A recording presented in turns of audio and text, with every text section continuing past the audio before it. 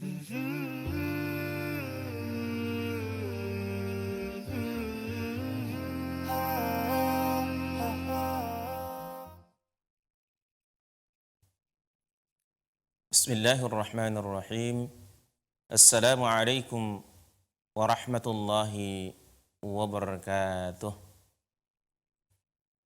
Innal hamdalillah nahmaduhu wa nasta'inuhu wa nastaghfiruh wa na'udzu billahi min shururi anfusina wa sayyiati a'malina. May yahdihillahu fala mudilla lahu wa may yudlil fala hadiya lahu. وأشهد أن لا إله إلا الله وحده لا شريك له وأشهد أن محمدا عبده ورسوله صلى الله عليه وسلم.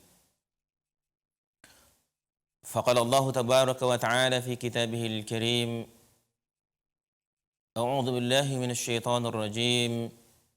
يا أيها الذين آمنوا اتقوا الله حق تقاته ولا تموتن إلا وأنتم مسلمون.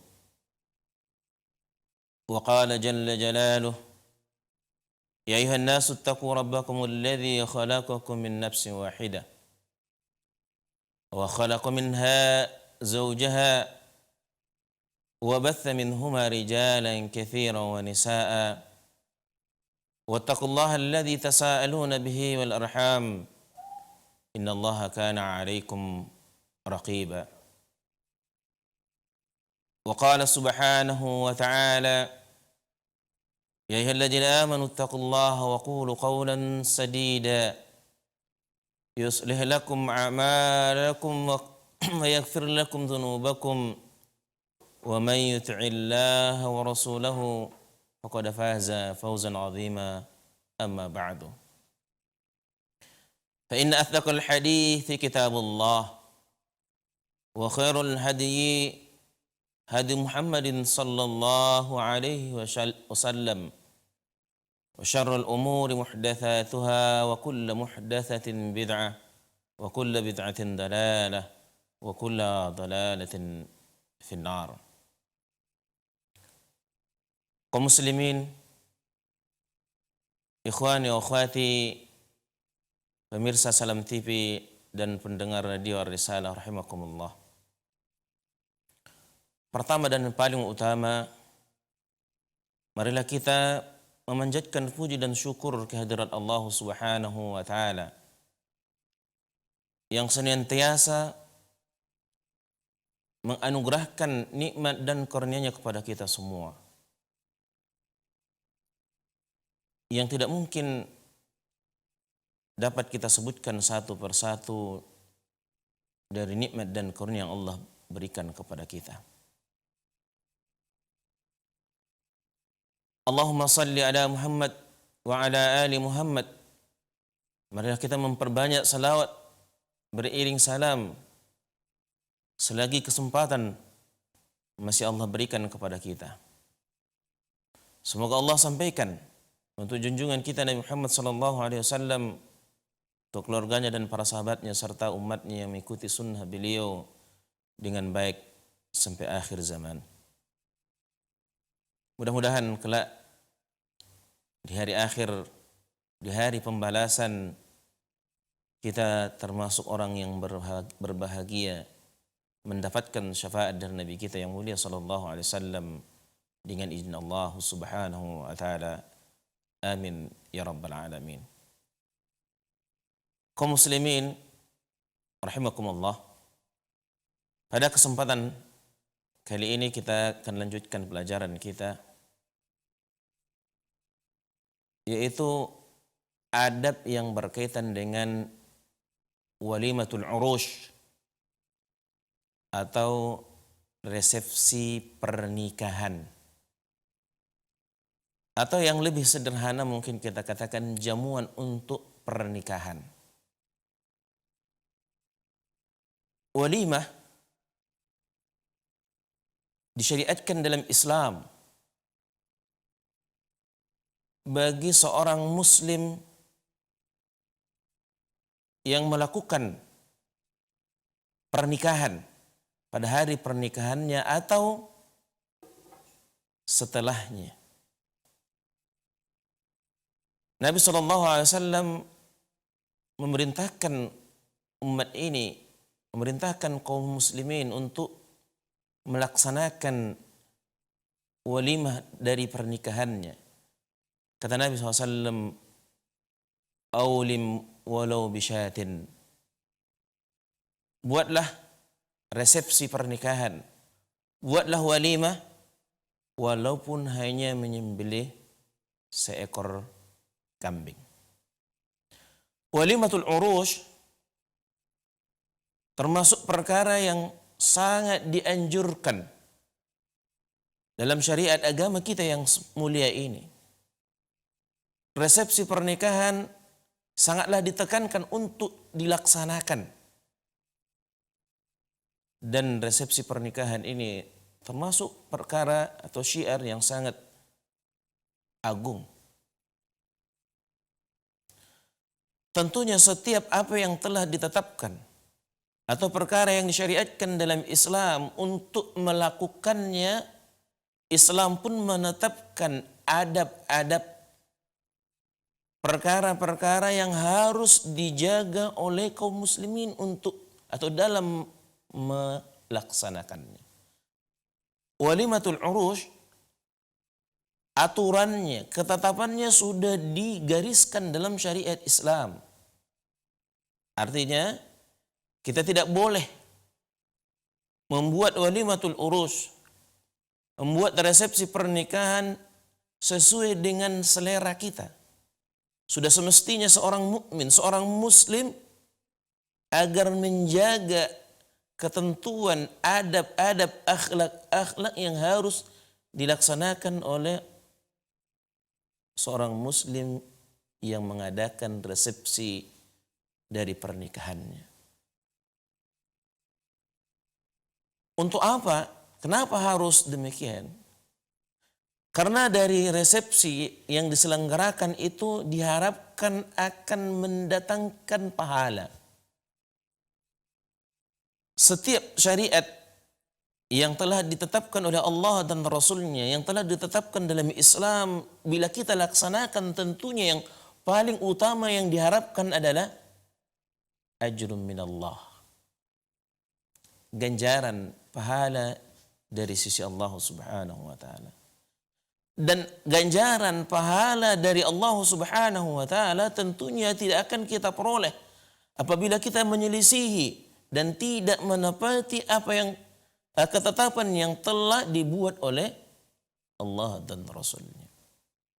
Dari resepsi pernikahan juga diharapkan untuk mendatangkan keberkahan, mendatangkan rahmat Allah kepada kedua mempelai, kepada rumah tangga yang akan dibangun, yang akan dibina.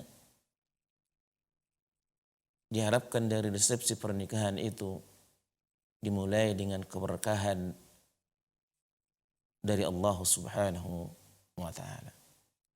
Dan juga yang perlu juga diperhatikan dari resepsi pernikahan, hendaknya seorang muslim tidak terjerumus kepada perkara-perkara yang menyelisihi ketentuan-ketentuan syariat Islam.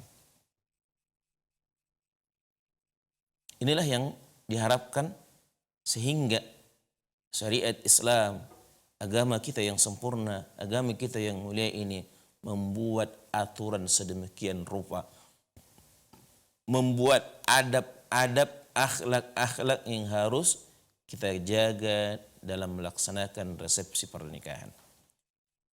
Syekh Abdul Aziz menjelaskan dalam kitab beliau ini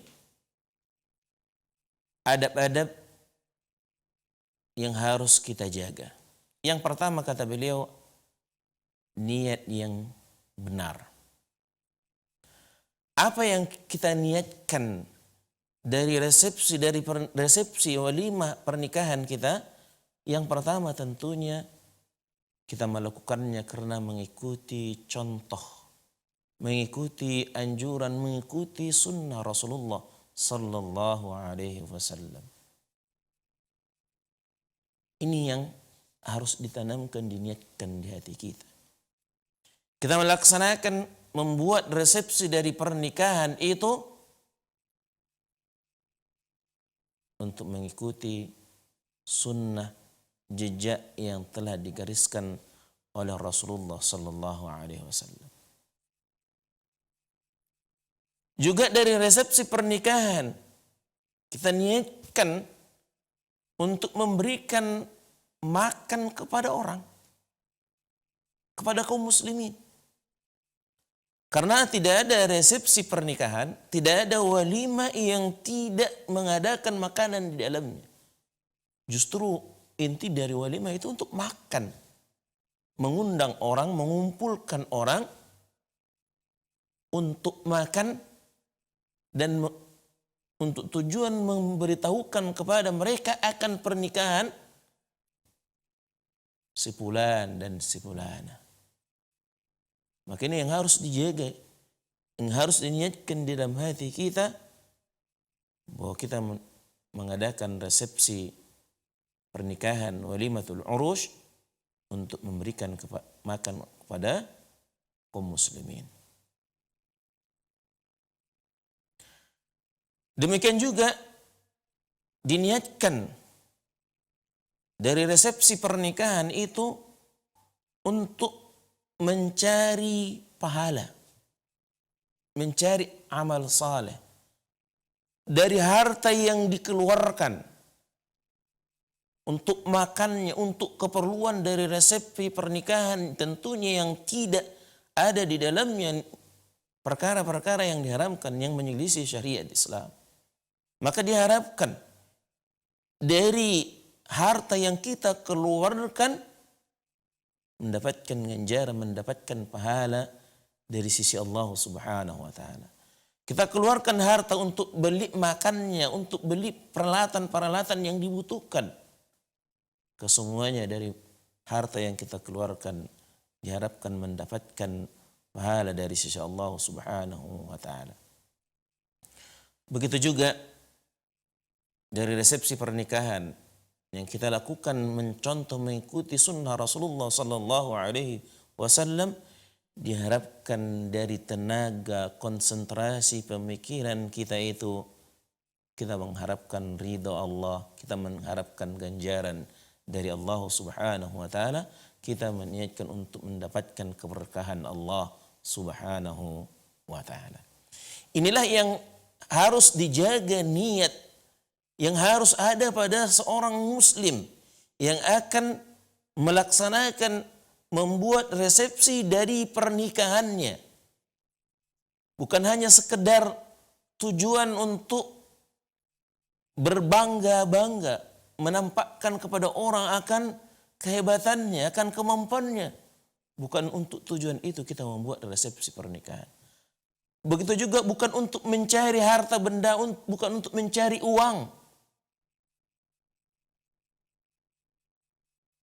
Ya, tapi kita niatkan adalah mengikuti jejak, mengikuti sunnah Rasulullah sallallahu alaihi wasallam dari semua kegiatan dari resepsi pernikahan itu. Kita harapkan pahala dari sisi Allah, kita harapkan ganjaran di sisi Allah, kita harapkan keberkahan di sisi Allah, terkhusus untuk keluarga yang akan dibangun, yang akan dibina. Sehingga diharapkan keluarga itu akan menjadi keluarga sakinah, mawaddah warahmah. Keluarga yang bahagia, keluarga yang tentram, keluarga yang langgeng, keluarga yang mendatangkan kebahagiaan di dunia dan di akhirat. Ini adab yang pertama yang harus dijaga oleh kaum muslimin dalam melaksanakan resepsi pernikahan. Adab yang kedua, membuat makanan sesuai dengan batas kemampuan. Kalau kita memang bukan orang yang punya harta yang melimpah, hidup kita hanya pas-pasan dalam kehidupan keseharian kita, maka lakukan atau siapkanlah makanan dalam walimah kita itu sesuai dengan kemampuan dan jangan memberatkan diri melebihi batas kemampuan kita. Jangan katakan alasan ini hanya sekali dalam seumur hidup sehingga segala cara dilakukan untuk mendapatkan atau untuk membuat makanan-makanan yang mewah, makanan-makanan yang enak yang di luar batas kemampuan kita. Ini sering kita dapati seperti ini. Membuat pesta. Tadi sudah kita sebutkan secara sederhananya walimatul urus bukan pesta. Tidak mesti pesta. Tapi sekarang kita lihat orang menganggap walimah itu harus dengan pesta besar-besaran. Bahkan berhari-hari.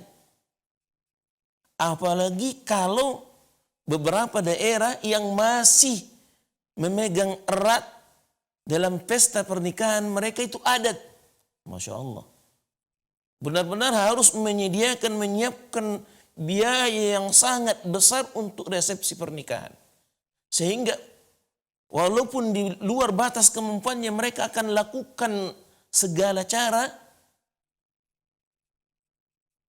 untuk memperoleh sesuai dengan apa yang mereka inginkan. Bukan sesuai dengan apa yang mereka mampu. Walimatul urush bukan harus pesta.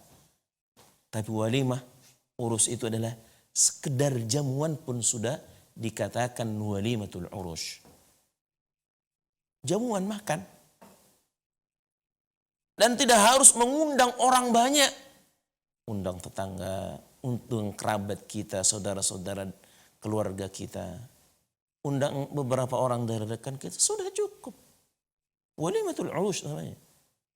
Lebih baik ini kita lakukan dengan sangat-sangat sederhana daripada harus memaksakan diri melebihi batas kemampuan dalam mengadakan walimatul urush. Ikhwani wa akhwati, pemirsa Salam TV dan pendengar radio Risalah rahimakumullah. Apa yang kita dapati pada hari ini? Ketika kaum muslimin mengadakan resepsi tadi, mengikuti acara adat istiadat, apa-apalah yang dibuat dalam resepsi pernikahan itu, sehingga memaksa mereka mengutang, mencari utangan ke sana ke sini untuk membuat resepsi pernikahan, membuat pesta pernikahan. Hanya dengan alasan tadi, kan sekali seumur hidup saja, masa gak bisa diperjuangkan. Itu bukan alasan. Islam tidak mengajarkan seperti itu kepada kita, kaum muslimin. Tapi buatlah walimah sesuai jamuan makan, sesuai dengan batas kemampuan. Jangan memberatkan diri sehingga ketika selesai resepsi pernikahan hanya bingung, pusing, stres memikirkan bagaimana membayar utang dari biaya-biaya yang dia utang sebelum walimah diadakan. Ini banyak terjadi di tengah-tengah kaum muslimin. Sangat banyak terjadi. Karena memaksakan diri di luar batas kemampuannya.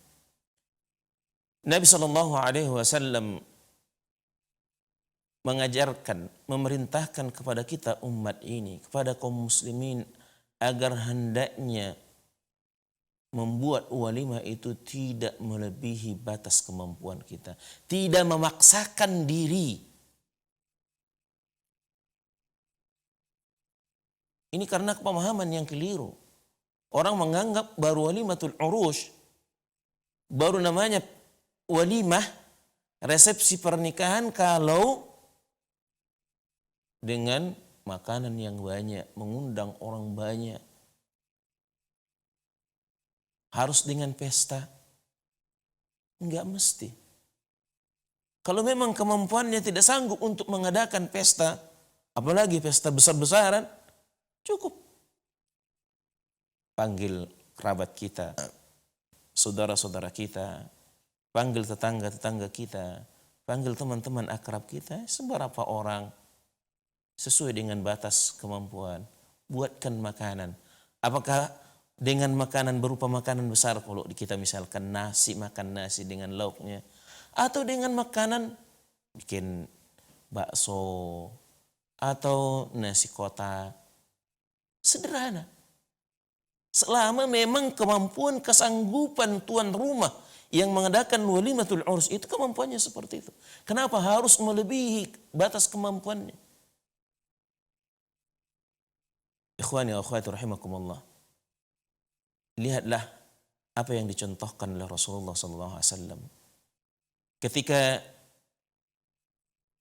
Nabi kita yang mulia alaihi salatu wassalam menikahi Zainab radhiyallahu anha ummul mukminin. Diriwayatkan dalam hadis yang dikeluarkan oleh Imam Bukhari dan Muslim dalam kitab sahih keduanya dari jalur Anas bin Malik radhiyallahu anhu, beliau menuturkan kepada kita, kata Anas, aku melihat Rasulullah sallallahu alaihi wasallam mengadakan walimah untuk Zainab yang tidak pernah dia adakan untuk istri-istri beliau sebelumnya. Karena situasi dan kondisi yang keadaan sebelumnya Rasulullah SAW membuat pesta atau jamuan yang lebih besar. Namun kata Anas bin Malik, ketika Rasulullah menikahi Zainab, maka beliau membuat walimah untuk Zainab itu sesuatu yang belum pernah beliau lakukan walimah untuk istri-istri beliau sebelumnya. Seperti ketika menikahi Khadijah, ketika menikahi Hafsah, ketika menikahi Aisyah, dan yang lainnya. Sebelum menikahi Zainab, maka kata Anas bin Malik, belum pernah melihat seperti yang dilakukan walimah yang dibuat oleh Rasulullah SAW untuk pernikahannya dengan Zainab. Apa yang dilakukan oleh Rasulullah rupanya? Beliau kata Anas bin Malik, hanya menyembelih seekor kambing saja. Perlu kita ketahui, kebiasaan orang Arab, orang Timur Tengah, menyembelih seekor kambing itu biasa bagi mereka untuk makan di keluarganya. Tentunya sangat berbeda di negeri kita. Kalau sudah nyembelih kambing, ya udah pesta itu. Apalagi di kampung-kampung yang hanya mungkin beberapa keluarga saja, warga kampungnya. Itu termasuk besar kalau di negeri kita memang untuk mengadakan walimah menyembelih kambing. Tapi ini berbeda. Yang dicontohkan Rasulullah bukan besarnya, tapi keadaannya di masa beliau dan di keadaan orang-orang Arab menyembelih seekor kambing itu hal yang biasa bagi mereka untuk makan di keluarganya. Kayaknya kalau kita di Indonesia jarang ya. Apalagi di kampung hampir-hampir nggak ada. Kalau untuk makan-makan keluarga nyembelih kambing. Yang disembelih apa? Kalau biasanya apa? Kambing, ayam, bebek, entok. Nah, Rasulullah menyembelih seekor kambing, tentunya hal yang sangat kecil, yang sangat sederhana. Dan inilah yang dilakukan oleh Rasulullah SAW. Karena situasi dan kondisi beliau saat itu, keadaan yang membuat beliau, tapi beliau tidak meninggalkan walimah. Dan beliau melakukan walimatul urus dengan batas kemampuannya. Ikhwani wa akhwati, perlu kita ketahui, perlu kita garis bawahi. Nabi kita Muhammad SAW seorang nabi dan rasul, seorang pemimpin negara. Kalau beliau mau melebihi batas kemampuan beliau, cukup bagi beliau memerintahkan para sahabat. Apalagi dari kalangan orang-orang, dari kalangan para sahabat ada orang-orang yang kaya. Kalau saja Rasulullah meminta kepada sahabat-sahabatnya untuk mengadakan walimah, menyiapkan walimah untuk pernikahan beliau dengan Zainab, pasti itu. Gak akan mungkin para sahabat menolak, bahkan mereka akan berlomba-lomba. Tapi kenapa? Karena Rasulullah tidak mau melakukan sesuatu dalam walimah beliau yang melebihi batas kemampuan. Inilah Nabi loh, ini Rasul loh. Sayyidul Anbiya wal Mursalin. Penghulunya, tuannya para Nabi dan Rasul. Sayyidul Anam, tuannya seluruh umat manusia. Penghulunya seluruh umat manusia. Namun walimahnya hanya menyembelih seekor kambing. Tapi jangan dibuat ukurannya untuk di negeri kita. Seekor kambing ini ukuran orang Arab itu sangat kecil, sangat sederhana. Kalau mengadakan walimah dengan seekor kambing. Makanya Rasulullah SAW pun memerintahkan kepada para sahabat. Kalau memang terpaksa, kata beliau, awalim walau bisyatin. Tetap harus buat walimah walau hanya mampu menyembelih seekor kambing untuk dihidangkan dalam walimatul urusnya. Bahkan dalam hadis yang lain, riwayat yang lain juga diriwayatkan Imam Bukhari, Muslim, juga dari Anas bin Malik.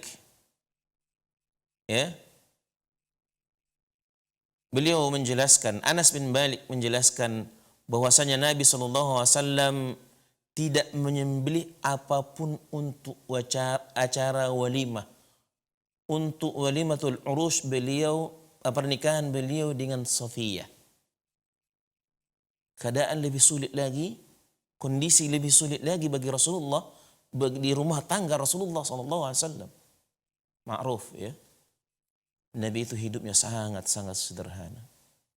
Karena bagi beliau, kunci kebahagiaan bukan diukur dengan kemewahan. Orang sekarang kalau seperti ini dibuat walimahnya, mungkin tersiksa mereka. Kalau nyembelih seekor ayam, undang tetangga, undang kerabatnya, undang teman akrabnya hanya beberapa, yang cukup untuk seekor ayam misal, mereka akan mengatakan, ya Allah, tersiksa kali, walimah harus seperti itu. Kenapa? Karena sering sekali kita hari ini mengukur kebahagiaan seorang itu dengan kemewahan harta, dengan harta benda. Lihat Nabi Muhammad SAW, Rasulullah SAW ketika menikah dengan Safiyah, beliau, kata Anas bin Malik, tidak menyembelih apa-apa. Tidak ada yang dibuatkan makanan sebagai sembelihan untuk walimah beliau. Karena keadaan. Lagi-lagi, kalau beralasan dengan keadaan beliau SAW, kalau beliau mau melebihkan batas kemampuan beliau menerima hal itu, tentunya beliau bisa. Satu orang sahabat yang kaya dari mereka pun sudah cukup untuk memenuhi. Dan tidak akan ada sahabat menolak dari permintaan Rasulullah kalau hal seperti itu. Pasti itu. Misalkan Abdurrahman bin Auf, seorang saudagar kaya dari kalangan para sahabat, yang hartanya Masya Allah, kecil bagi dia kalau untuk membuatkan walimah bagi Rasulullah SAW. Tapi apakah Rasulullah melakukan itu? Tidak. Lihat, Anas mengatakan, aku tidak melihat Rasulullah SAW menyembelih apapun untuk walimah beliau ketika nikah dengan Safiyah, Ummul Mukminin radhiyallahu anha. Apa yang dilakukan dari walimah Rasulullah? Kata Anas bin Malik, namun Rasulullah SAW menjadikan walimahnya dengan menghidangkan kurma. Karena itu yang ada. Menghidangkan kurma, menghidangkan gandum, dan menghidangkan minyak samin. Sederhana. Mungkin bisa kita berbandingkan kalau di negeri kita ini, misal hanya dengan makanan-makanan ringan atau kue-kue, atau dengan jamuan misalkan makan bakso, ya, mie, dan sebagainya. Yang jelas Rasulullah SAW sebagai seorang Nabi dan Rasul, sebagai contohan kita, sebagai ikutan kita, memperlihatkan kepada kita bagaimana Rasulullah SAW saat beliau keadaannya tidak memungkinkan untuk membuatkan pesta, tapi tetap beliau mengadakan walimah walau hanya menghidangkan kurma, menghidangkan gandum, menghidangkan minyak samin. Apakah kita menganggap, apakah kita mengira bahwa Rasulullah SAW hidupnya tidak bahagia? Ikhwana akhwati, kebahagiaan seorang mukmin diukur sejauh mana dia tunduk dan patuh kepada aturan Allah. Sejauh mana dia menghambakan dirinya kepada Allah Subhanahu wa taala. Itulah yang akan menentukan kebahagiaan seorang mukmin, seorang muslim. Kebahagiaan dalam pernikahannya, dalam walimahnya.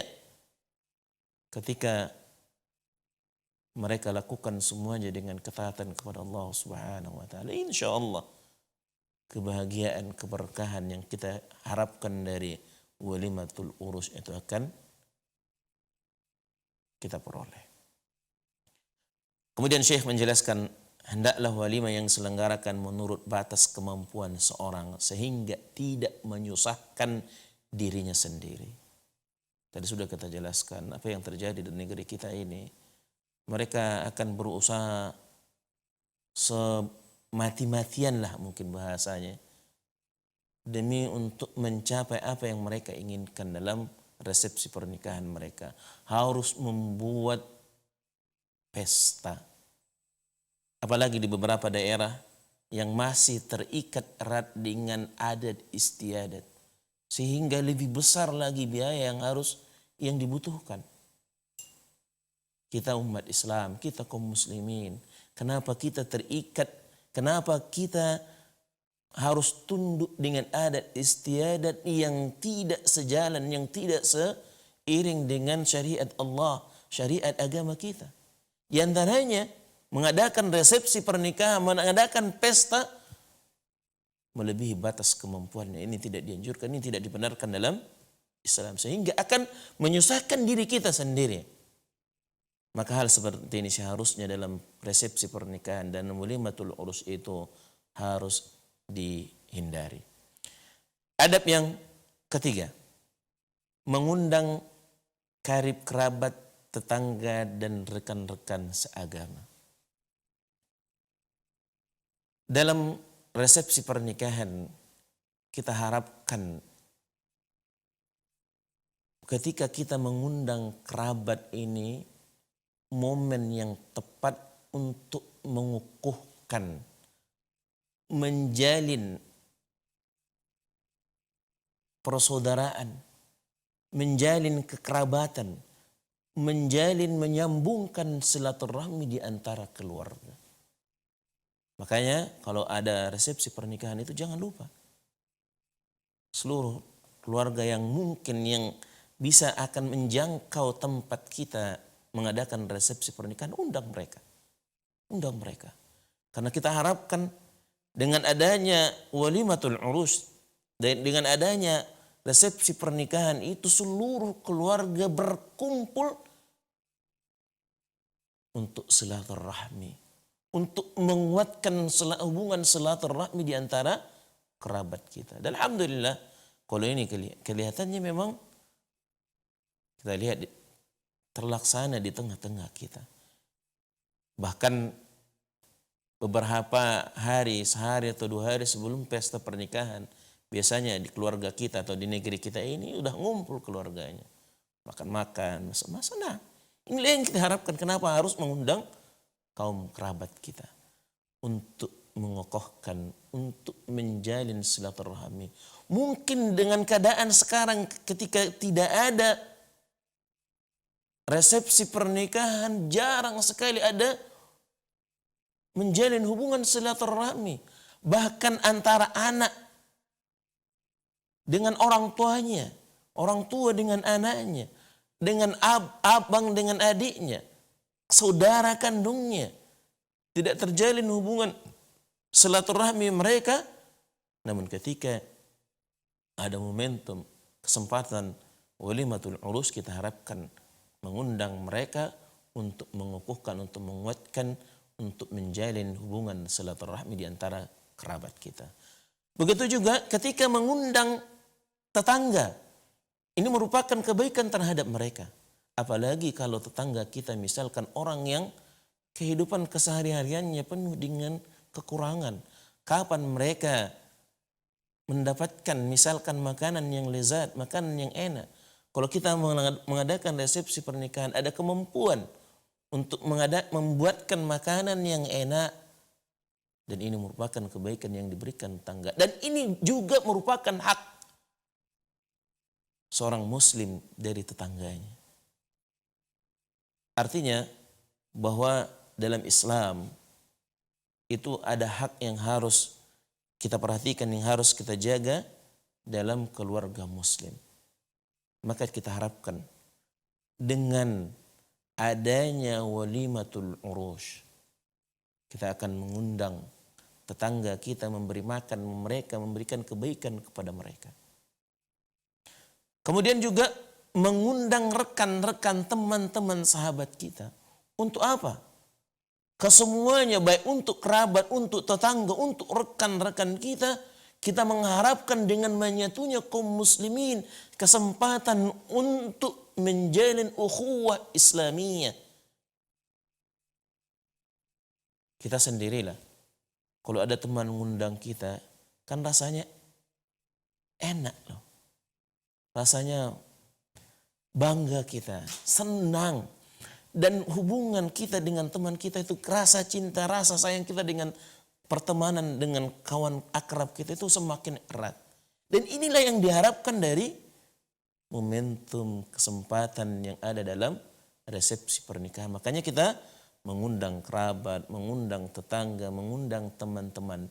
Dan beliau di sini khususnya menjelaskan rekan seagama. Kenapa? Adapun orang-orang di luar agama kita tidak membutuhkan. Tidak ada alasan bagi kita untuk harus menghadirkan mereka dalam walimatul urus kita, dalam pesta pernikahan kita.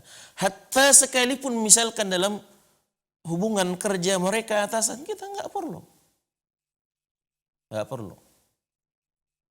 Cukup bagi kita, karena yang kita harapkan pertama tadi, kalau itu keluarga untuk menjalin silaturahmi, kalau untuk tetangga, ya, untuk memberikan kebaikan dari harta yang kita keluarkan, makanan yang kita keluarkan, kita beri makan saudara kita kaum muslimin.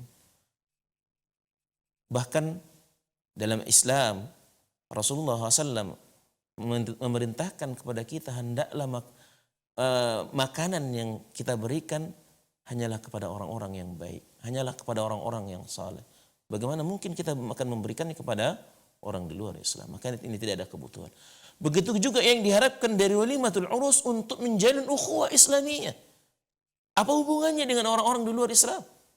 Gak usah, gak perlu. Apalagi harus bangga karena mereka punya jabatan, karena mereka punya kedudukan, karena atasan. Ini yang terjadi memang tengah-tengah kaum muslimin hari ini. Karena bagi mereka mengadakan walimatul urus itu suatu kebanggaan. Suatu kebanggaan. Bukan untuk mendapatkan keberkahan, mendapatkan ganjaran, mendapatkan pahala dari sisi Allah Subhanahu wa taala. Begitu juga yang diharapkan dari walimatul urus yang diadakan untuk apa? Mendapatkan doa, restu, keberkahan dari para undangan. Bagaimana mungkin orang kafir akan mendoakan kita? Kita mengundang kerabat, nah mereka akan ikhlas. Diharapkan dengan keikhlasan mereka memberikan doa restu, memberikan doa keberkahan, memohonkan kepada Allah Subhanahu wa taala agar Allah menurunkan keberkahannya, Allah menurunkan rahmatnya kepada keluarga baru ini. Sehingga diharapkan akan menjadi keluarga sakinah, keluarga Islamiyah, yang Islami. Maka inilah yang kita inginkan, mengundang kerabat kita, mengundang tetangga kita, apalagi mengundang teman-teman dekat kita. Mereka datang tentunya diharapkan untuk memberikan doa restu, memohon kepada Rabb, memohon kepada Allah Subhanahu wa taala agar Allah berikan rahmatnya, agar Allah turunkan rahmatnya kepada keluarga yang akan dibangun. Tapi sangat kita sayangkan, dari tujuan-tujuan walimatul urus yang dilakukan oleh kaum muslimin sangat jauh dari apa yang kita jelaskan di sini. Kalau kita lihat pada hari ini, mereka mengadakan resepsi pernikahan ya untuk nagih utang. Itu bahasa kasarnya ya. Tapi untuk mengharapkan amplop. Karena mungkin selama ini mereka ketika diundang,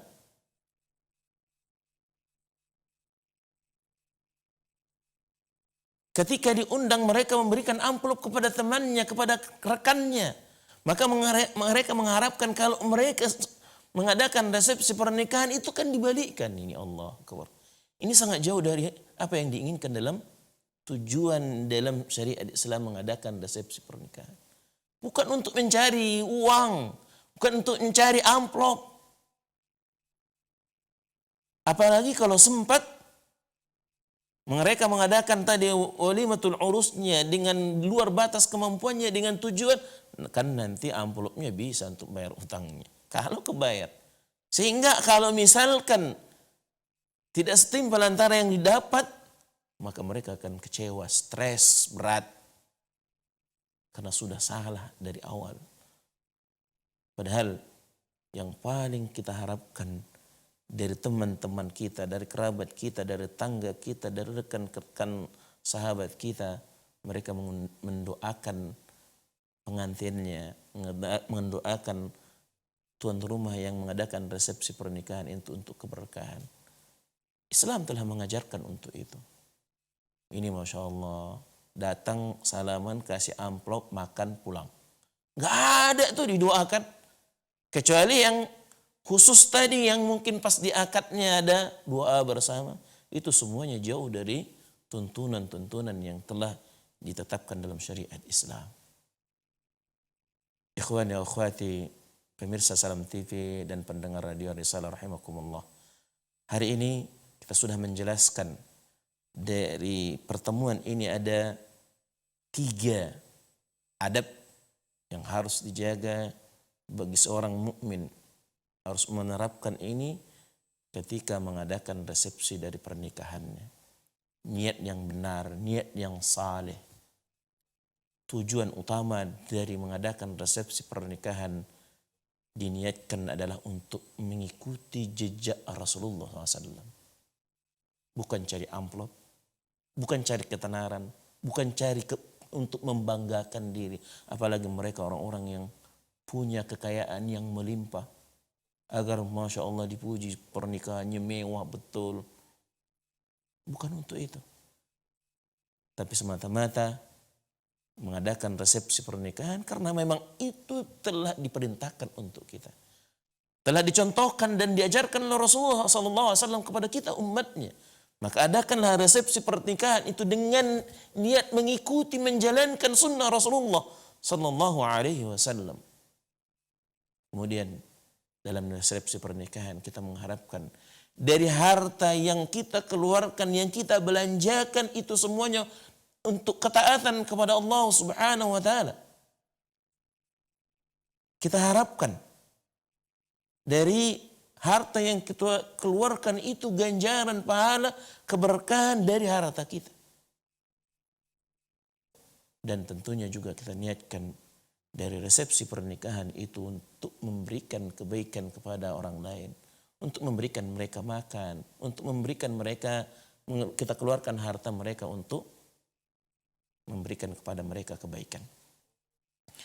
Kemudian yang kedua tadi kita sebutkan, perlu kita perhatikan ini, jangan pernah dengan alasan hanya karena sekali seumur hidup kemudian kita membuatkan makanan, mengadakan resepsi pernikahan itu melebihi batas kemampuan dan memberatkan kita.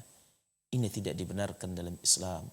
Apalagi resepsi pernikahan yang terikat dengan adat istiadat yang ada di negeri kita masing, di wilayah atau daerah kita masing-masing. Ini sangat jauh dari apa yang diharapkan dalam Islam. Karena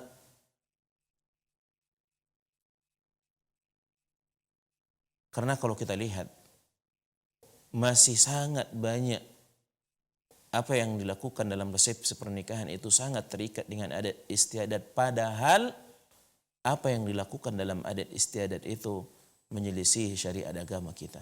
Saya kasih satu contoh, injak telur, injak entah apa-apa yang dilakukan atau apa namanya ya. Pokoknya ada adat istiadat yang benar-benar menyelisih dari akidah, dari tuntunan ajaran Islam, dan ini masih terikat kita. Tidak harus mengadakan pesta pernikahan yang akan mengikat kita dengan adat istiadat. Kalau memang situasi dan kondisi kita sangat sederhana dan sangat sulit, tetap mengadakan walimah dengan batas kemampuan. Lihat Rasulullah SAW saat menikah dengan Safiyah hanya mengundang para sahabat dan memberikan gandum, memberikan kurma, memberikan minyak samin tanpa memberatkan diri beliau, tanpa melebihi batas kemampuan beliau. Kemudian yang ketiga yang kita jelaskan pada hari ini yaitu mendatangkan kaum kerabat kita dengan tujuan untuk mengikat, untuk mengokohkan, menjalin silaturahmi di antara keluarga. Begitu juga kita mengundang tetangga kita karena mereka adalah orang yang dekat dengan kita. Kita berikan kebaikan, mereka lebih atau orang yang lebih utama untuk kita berikan kebaikan terlebih dahulu daripada orang yang lain. Tetangga kita, sekali lagi, tetangga kita mereka adalah orang yang paling terdepan berhak untuk mendapatkan kebaikan dari kita sebelum yang lain. Maka jangan pernah lepas, jangan pernah luput, jangan pernah tinggalkan dalam resepsi pernikahan mengundang tetangga kita apapun alasan mereka. Misalkan karena miskin, karena hidupnya susah. Justru di saat seperti itulah kesempatan kita, dan mereka orang yang lebih duluan berhak untuk mendapatkan kebaikan dari kita. Begitu juga kita mengundang rekan-rekan, teman-teman kita dari kaum muslimin, ya, dari kaum muslimin, bukan teman-teman kita dari luar Islam. Kita harapkan dengan berkumpulnya kerabat kita, tetangga kita, mengumpulkan teman-teman kita untuk menjalin ukhuwah Islamiyah, untuk mengikat rasa sayang antara kita dengan teman-teman kita, antara kita dengan rekan-rekan kita. Inilah yang harus kita perhatikan. Terakhir,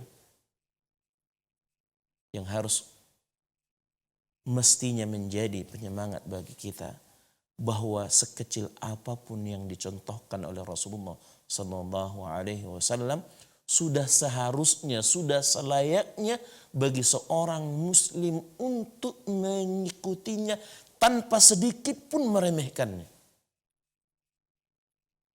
Ya, jangan karena dianggap kecil kemudian kita tinggalkan. Padahal ini datang tuntunan dari Rasulullah SAW. Diajarkan dalam agama kita. Ini yang harus diperhatikan bagi kaum muslimin yang melaksanakan resepsi dari pernikahannya. Mudah-mudahan apa yang kita sampaikan pada kesempatan kali ini bermanfaat bagi kita dan akan menambah ilmu dan akan kita jadikan sebagai bekal yang akan kita bawa untuk menuju akhirat kita. Kita tutup dan kita sudahi dengan doa kafaratul majlis. Subhanakallah bihamdika asyhadu an la ilaha illa anta astaghfiruka wa atubu ilaik. Wabillahi taufiq wal hidayah. Wassalamualaikum warahmatullahi wabarakatuh.